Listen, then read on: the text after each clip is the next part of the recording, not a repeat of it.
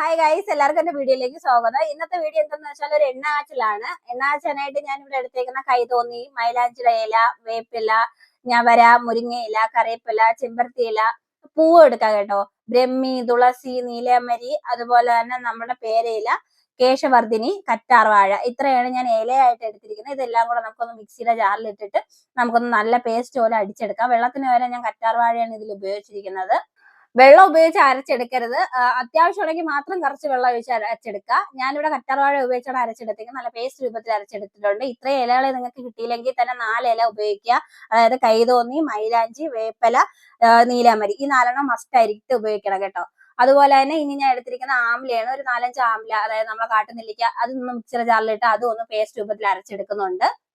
ഇനി നമുക്ക് വേണ്ടത് കരിഞ്ജീരകമാണ്. അങ്ങാടി കടയിൽ വാങ്ങിക്കാൻ കിട്ടും. അപ്പൊ അത് വാങ്ങിച്ച 2 പിടി ഇടുക. അതിന്റെ കൂടെ തന്നെ 1 പിടി ഉലുവയും കൂടെ ഇട്ട് നന്നായിട്ട് പൊടിച്ചെടുക്കുക. അത് മാറ്റി വെക്കുക. ഇനി നമുക്ക് എണ്ണ കാച്ചുന്ന പരിപാടിയിലോട്ട് പോവാം. ഇരുമ്പ് പാത്രം ഉണ്ടെങ്കിൽ അതായിരിക്കും നല്ലത് എണ്ണ കാച്ചാനായിട്ട്. ഞാനിപ്പോ ഇവിടെ ഉരുളിയാണ് എടുക്കുന്നത്. അപ്പൊ അതിലോട്ട് ഞാൻ ഇവിടെ എണ്ണ ഒഴിച്ചു കൊടുക്കുന്നുണ്ട്. 1 ലിറ്റർ ഫുള്ള് എണ്ണ ഞാൻ ഒഴിച്ചു കൊടുക്കുന്നുണ്ട്. ഒരു കുപ്പി ഫുള്ള് ഞാൻ ഒഴിച്ച് എണ്ണ ജസ്റ്റ് ഒന്ന് ചൂടായി വരുമ്പോൾ തന്നെ നമ്മൾ അരച്ചു വെച്ചിരിക്കുന്ന അരപ്പെല്ലാം ചേർത്ത് കൊടുക്കുക. എണ്ണ നന്നായിട്ട് ചൂടാവാൻ നിൽക്കരുത്. അങ്ങനെ ചൂടായി കഴിഞ്ഞാൽ നമ്മൾ ഇത് ചേർത്ത് കൊടുക്കുമ്പോഴത്തേക്ക് എല്ലാം കൂടെ പതഞ്ഞ് പൊങ്ങിപ്പോവും. അപ്പൊ നമ്മളെ ഇലയെല്ലാം അരച്ചു വെച്ചേക്കുന്ന അരപ്പും നമ്മളെ നെല്ലിക്ക അരച്ചതും കൂടെ ചേർത്ത് നന്നായിട്ട് ഇളക്കി മിക്സ് ആക്കുക. എണ്ണയും ഈ കൂട്ടും കൂടെ നല്ല രീതിയിൽ മിക്സ് ആയി വരണം. കൈവിടാതെ നമ്മൾ ഇളക്കണം. ഇതൊന്ന് ചൂടായി കിട്ടിക്കഴിഞ്ഞാൽ പിന്നെ നമ്മളിത് കൈവിടാതെ ഇളക്കണം. അതാണ് മെയിൻ പണി. എത്രത്തോളം നമ്മൾക്ക് ഇളക്കി മിക്സ് ആക്കി നന്നായിട്ട് നമുക്ക് അവസാനം ഇത് നല്ല രീതിയിൽ മൊരിഞ്ഞു വരണം. ഒരു ബ്രൗൺ കളറാക്കി എടുക്കണം. നമ്മൾ വെളിച്ചെണ്ണ ഉപയോഗിച്ച സമയത്ത് അതിന്റെ കൂടെ തന്നെ ആവണക്കെണ്ണയും കൂടെ ഊറ്റണമായിരുന്നു. ഞാൻ മറന്നുപോയി. ഞാൻ ഇപ്പൊ അത് ചേർത്ത് കൊടുക്കുകയാണ്. കുറച്ച് ആവണക്കെണ്ണ, അതായത് ഒരു ബോട്ടിൽ, ഇത് വാങ്ങിക്കാൻ കിട്ടും, അങ്ങാടിക്കടയിൽ വാങ്ങിക്കാൻ കിട്ടും, അവിടെ നിന്ന് തന്നെ വാങ്ങിച്ചതാണ്. അതും കൂടെ ചേർത്ത് കൊടുത്തിട്ട് നന്നായിട്ട് ഇളക്കുക.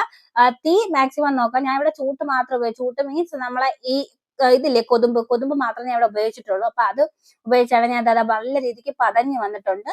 നല്ല രീതിയിൽ പതെല്ലാം വന്നിട്ടുണ്ട്. അപ്പൊ തീ അഡ്ജസ്റ്റ് ചെയ്ത് കൊടുക്കുക. ഇനി നമ്മൾ പൊടിച്ചു വെച്ചിരിക്കുന്ന കരിഞ്ജീരകവും ഉലുവയും അതും കൂടെ നമുക്ക് ഇതിലോട്ട് ചേർത്ത് കൊടുത്ത് നന്നായിട്ട് മിക്സ് ചെയ്തെടുക്കുക. തീ കൂടി പോവരുത്.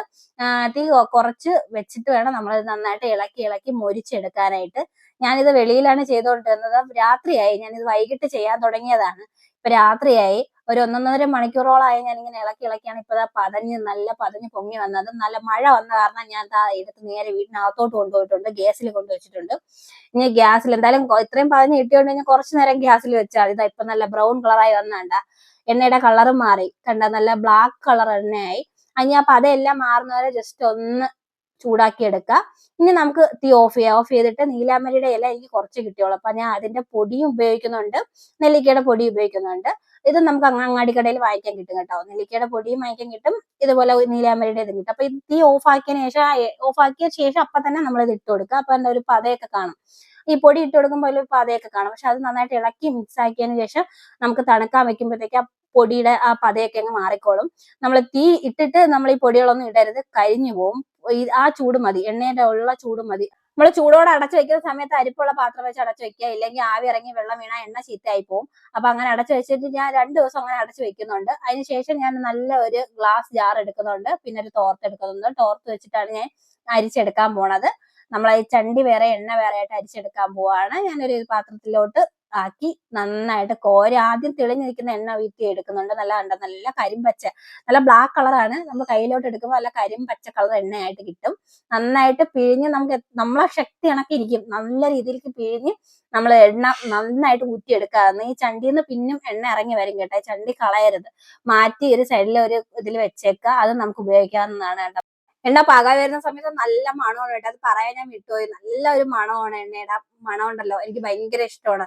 അപ്പൊ കുറെ നാൾ നമ്മൾ ഉപയോഗിക്കുമ്പോൾ എണ്ണയുടെ സ്മെല്ലിനൊരു വ്യത്യാസം വരും. അപ്പൊ അതിനായിട്ട് നിങ്ങൾ അങ്ങാടിക്കടയിൽ പച്ചക്കർപ്പൂരം കിട്ടും, അത് ജസ്റ്റ് ഒന്ന് പൊടിച്ചിട്ടാൽ മതി കേട്ടോ. അപ്പൊ എന്റെ വീഡിയോ ഇഷ്ടമായിട്ടുണ്ടെങ്കിൽ ഒന്ന് ലൈക്ക് ചെയ്യുക, ഷെയർ ചെയ്യുക, സബ്സ്ക്രൈബ് ചെയ്യുക. അടുത്ത വീഡിയോ ബൈ.